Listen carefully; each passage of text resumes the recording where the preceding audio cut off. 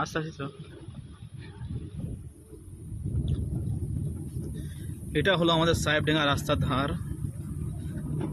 হন নদী মাঠপাড়া রোড। পানি হবে, পানি আসছে, দেখো আকাশটা দেখো, পানি আসবা ভাব চলে এসেছে বলতে বলতে পানি।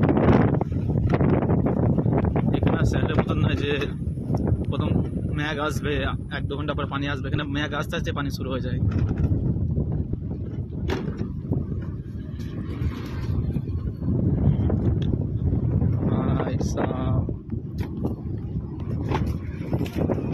কেমন লাগছে।